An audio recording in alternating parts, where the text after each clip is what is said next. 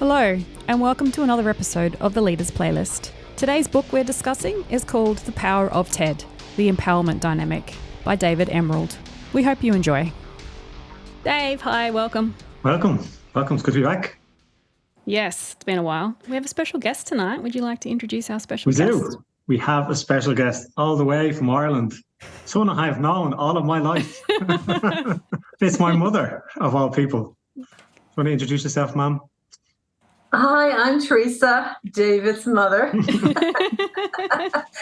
And just to let you know a little bit about myself, I've 30 years experience as a psychotherapist, but I'm also a spiritual coach, which over the last 20 years I've been in that position as well.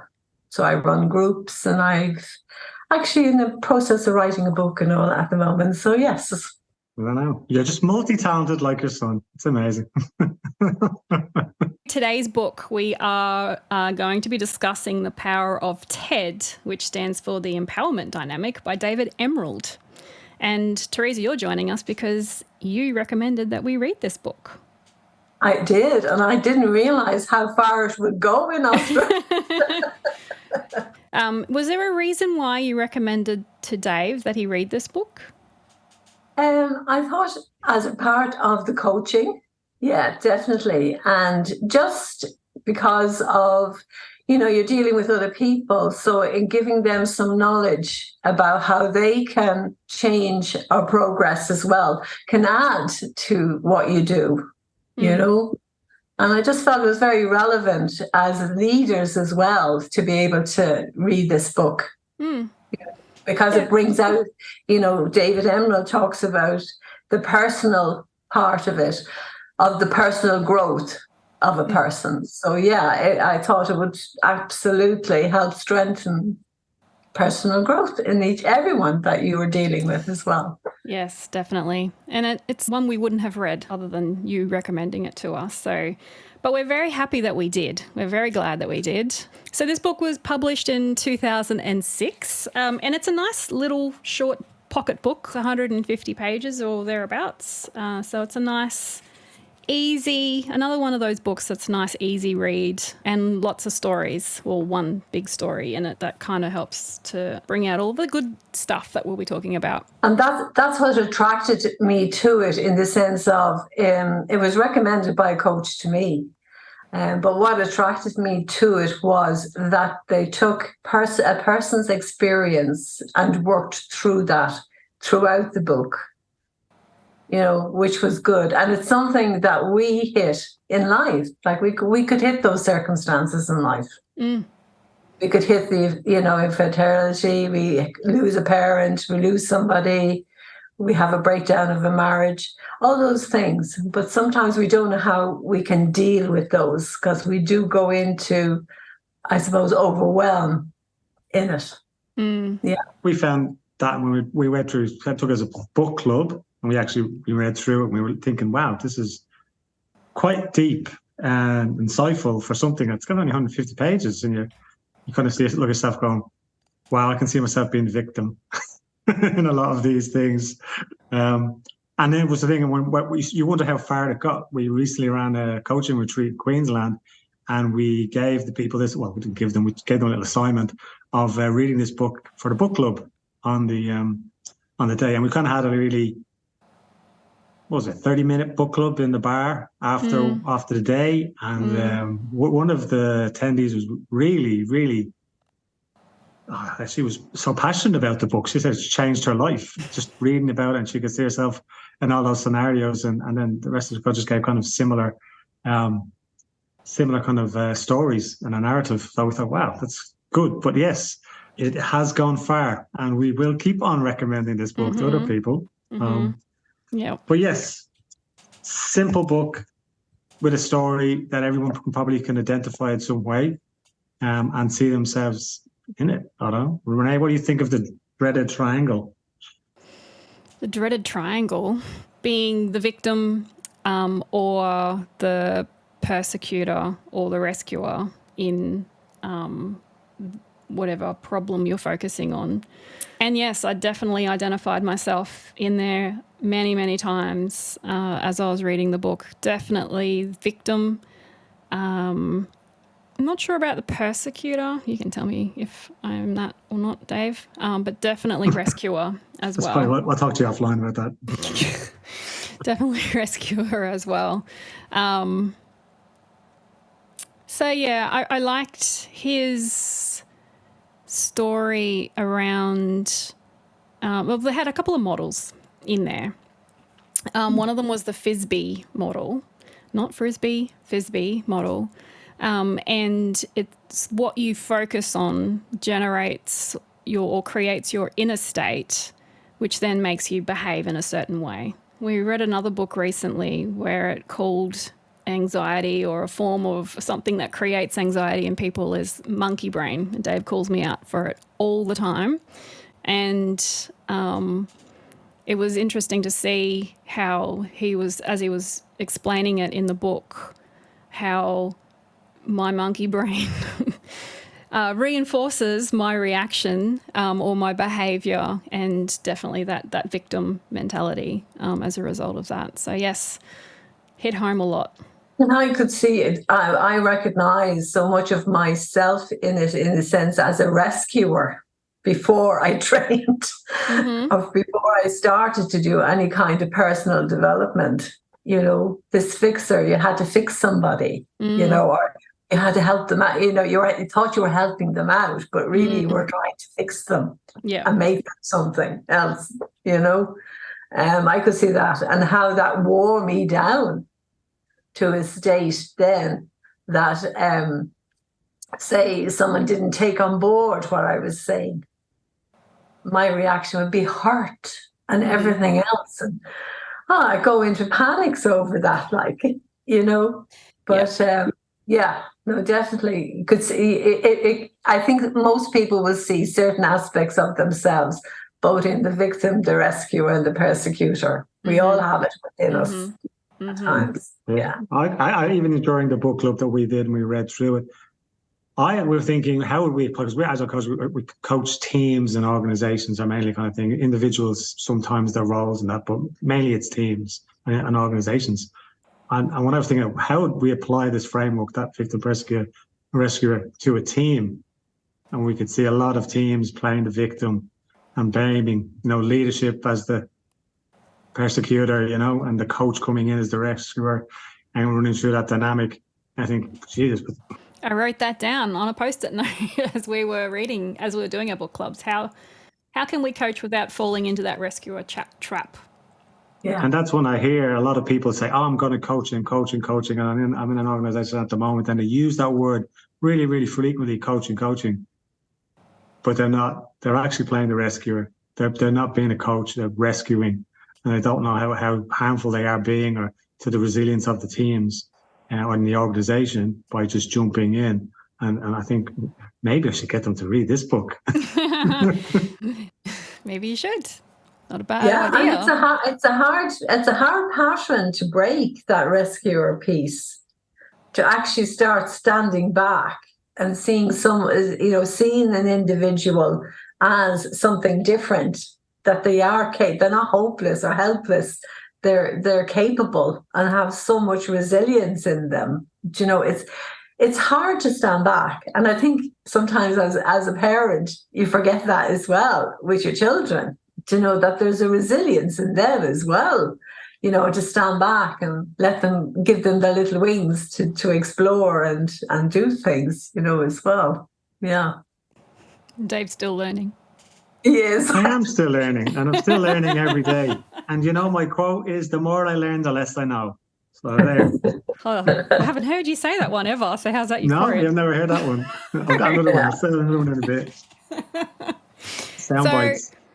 What's the opposite of victim? Creator. Yeah. Which is a really powerful place to be, you know, in yourself. And not knowing, I think some part of this book, which is part of what I would do with clients sometimes as well, is giving them some knowledge. You know, we talk about theories and practice, but when we actually give a person some of the knowledge, it helps them actually understand it more and then move forward. And I like this piece, like, okay, the Dave in the book knew he wanted to be creator, but he didn't know how to actually step into that place. Yeah. And that's where the coach comes in, as the challenger, sort of thing, asking the right questions and challenging the thought patterns that are there within everyone, Yeah. That's kind of the shoes we want to wear when we're coaching organizations as well, is help them find their vision or what some kind of outcome that they want, so that they can focus on that and then identify those baby steps, I think is what the author calls them in the book.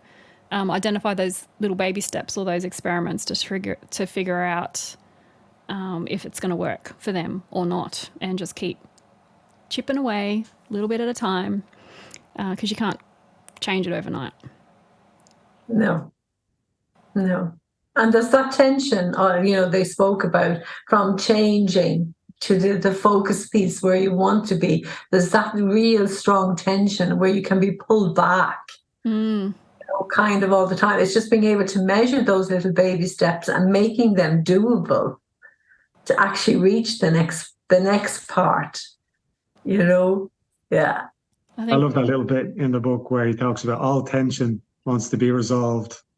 And you're like, what do you mean? He goes, knock, knock. Yes, who's there? See, I told you. As in, like, it's basically, it needs to be, you can't have it. And I've tried the same with teams. Yeah, if you ever try with a team or an individual and you try to hold the silence or hold the space, and you just keep silent to let them give the space to think. Someone who has monkey brain, for example, always talks. They jump in without even processing what you said. Even if you ask them a question, they respond too quickly to be able to process the question. So just I think just keeping that creative tension, I think is what the word we used right now, isn't it?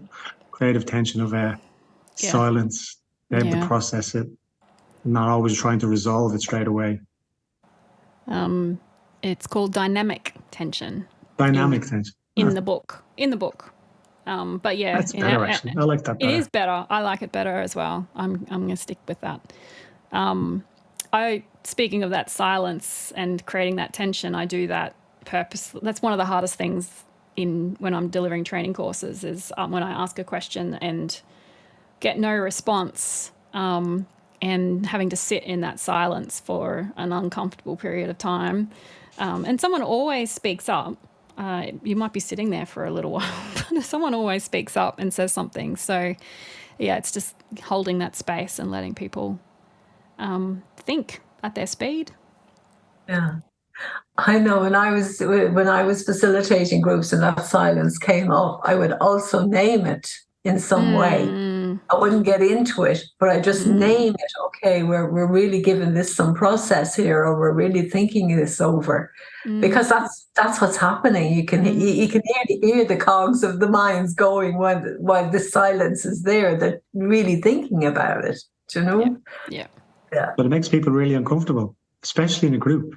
Extremely. You can see people fidgeting in their chairs, and they're looking around for someone to say something. And even when you try to do a reflective exercise, they never take the time to reflect, and they even say, let's go for 3 minutes, just do 3 minutes. By the first minute, you'll see people eyes open, looking around.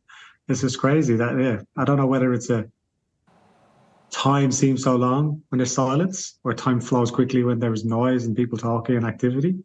Maybe And you have to realize that there is that sense of, when you're in a group, you're afraid to put yourself forward sometimes to say something, or you think you're going to say something that's going to be stupid, or someone's going to come back at you over something, So when you set the ground rules for a group, it's absolutely, it helps that people are not under pressure to speak, or they don't have to speak, or, all those kind of things. That builds that sense of helping that silence as well, Yeah.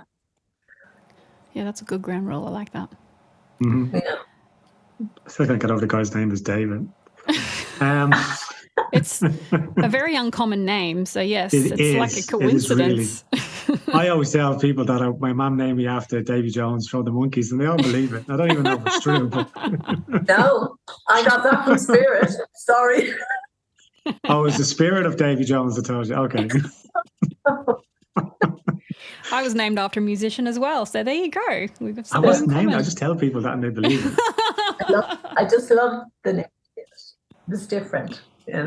My own little in joke with myself. I liked the creator, and I was thinking, you know, leadership and like if leaderships in companies where more had that creative, you know, mentality or whatever, it would be really good. And one of the quotes in it, or one of the words was just, tomorrow will be like a fresh canvas in which you paint your own unique contribution to the world. I think that's quite beautiful little saying, isn't it? Yeah. That you can get up every day, you could do that. Every day will be a fresh canvas. Whatever happened yesterday, you can move on. Where the victim will stay in that, right? They said, whatever the problems are, your problems are always compounded when you stay in that victim. When you're a creator, it's to move forward. I think that's what he says. I can't remember the baby steps. The victim focuses on the problem and the creator focuses on the solution. Mm-hmm. Yeah. The goal. Yeah. Well, I think the other quote from me that I really took away from it was, everything can be taken from a person, but one thing, the last of the human freedoms, to choose one's attitude in any given set of circumstances, to choose one's own way. And that's key. That's, for me, is the key thing. We all go through life and all be in the victim. We all, sometimes things happen to us out of the blue. There's many different tragedies or circumstances that befall people. The ways and even people's responses to you when you said you try and run a group or facilitate something. And the key thing for me, that is, it's you choose your response to it. That's the creator for me. You can choose to be the victim, or you can choose to move forward and move with the positive. And the other aspect that I would have taken as well, which I liked, was the spiritual part of it. You know, looking at yourself as a spiritual being in a human body, in the sense of that we're here to learn, we're here to evolve constantly. So if we can bring that aspect into what we're doing in a daily life, we're looking for something to better ourselves, to help better others. We're looking for a bigger picture than the picture of the victim, which is so what would I say, curtailed. But when you have the spiritual aspect, it just brings it wider out within yourself and within others as well. Okay, you didn't think of that one, did you? Well, we're not, like, I want to say I'm not a very spiritual person compared to you, Mom, but... No, I think you're thinking, I think there's a difference between spirituality and religion. You are a spiritual person. Each one is a spiritual person. We probably don't acknowledge it. But if you can be a creator, what are you following? You're following your own inner guidance, which is your spirit. You know? So, yeah. One of the questions that I liked towards the end was, are you creating consciously or sleepwalking through your life, simply reacting to what comes at you? Oh, that was a very, very powerful question. I think for most of us, we have in my experience, I know I've sleepwalked through life automatically. You know, it's almost until you start to think, is this life my life? Or is this my way of being in life? You know, we just keep going automatically until we stop and question that. Mm. Yeah. But it's an easy habit to get into. It's like, I don't know what book we read, it was about the habits or something like that, about when you get into a car and you just drive home the same way and you zone out. And don't even sometimes know how you go home. Don't even go there. Yep. I do that and all the time. Some days and some weeks, for some of us, like that's a week, right? I'll get up Monday morning, and before you know it, it's like Friday afternoon, and you went, how the fuck did I get through that week? What did I do? What did I do again? I can't even remember. What did I do Wednesday? But it is. I think a lot of people at the moment, and I think with COVID as well, went through, that was probably another kind of factor that led to a lot of people sleepwalking through, because they didn't know what the next day looked like, and they kind of sleepwalked through their life, and reacted to whatever threw them. But I'm trying to change that. Renee throws that at me about sleepwalking through things. No 5-year plans for me or things like that, but I'm changing that. I think, you can start your day, in a conscious way. It's just that first step out of bed, and whatever conscious way you do that, and you then begin to keep that step going through the day, But I think sometimes we forget, sometimes sleepwalking as well can be overwhelmed. If you're really overwhelmed, you're in survival. So you just keep going. And that's what we sleepwalk until we get out of that process. Yeah. Yeah. One of the suggestions, or one of the ways that's in the story anyway, one of the ways that he does that, for 20 minutes a day, sit quietly in gratitude, invite guidance, affirm your orientation. So you're going to be a victim today, or you're going to be a creator. Review yesterday's choices and decide on 3 baby steps for today. That's my daily practice every morning. I actually get up. I would probably be 20 minutes to half an hour where I journal, meditate. I read something positive for the day and go. And that's it. And it does help. If I don't do it, I kind of feel disorientated. Yeah. And knocked off, I changed my way of working to deliver outcomes rather than focus on outputs. So instead of like the 7 or 8 hours where you're trying to be as busy as trying to do everything, I pick the 3 things I want to complete by the end of the day, or the main big thing I want to complete by the end of the week. And if I do that in the first couple of hours, then I kind of, look to help other people in that way. But I'll chat, it's better than going, I'm busy, or attend all these meetings. I look and go, I don't need to be at that meeting. Maybe I can go help someone do something else. That'd be of more value than attending a meeting where I'm sitting there going, this could have been an email. Why am I here? Which happened to me today. I was in a 3-hour workshop and I was sitting all the way through it. Why am I here? I am adding no value to this, and I should be somewhere else doing what I should actually like doing. But yes, so there's the thing. Don't try and work the 8 hours and be busy 100% utilized all the time and thing. Pick 3 things and get them done, and over time that'll build up. Yeah. So a little similar to your practices, but obviously not spiritual. I think every practice you do is spiritual, David, if you do it consciously. There you go. See, Renee, I told you, my mom, you see where I get it from? Look at him blushing. I've never seen him blush before. I can't argue with my mom. Teresa, you've already covered this a little bit, but who would you recommend read this book? Who would I recommend? I suppose anyone who is caught in that, who wants to change their life, who's questioning, okay, why am I so unhappy? Why is my life this way? What can I do to get out of this place? Looking for answers, somebody looking for answers. Definitely read the book. Because the information that's there, it helps. It'll either help you get some insights into the next step to go to a coach or go get some support. Because when we're in those situations and we're like a little hamster on a roundabout thing, do you know what I mean? It's like trying to get someone to bring us in a different direction or to open that door for us. And we can't do it sometimes without support. We need the support to actually get going. So yeah. Okay. And for leaders as well. Definitely. Anyone who is in a leadership role to read it as well. I always think when we don't give enough credence to people that are, the personal development or the continuous personal development of leaders,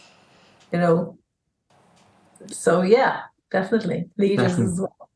Yeah. Yeah, I'd have to say similar. Yeah, like this. If I think it's for anyone, the one caveat I would say with that, if you're going to recommend this book to someone, don't go, "Hey, I read this book, and guess what? You're the victim in this book they're talking about," because that's really bad coaching.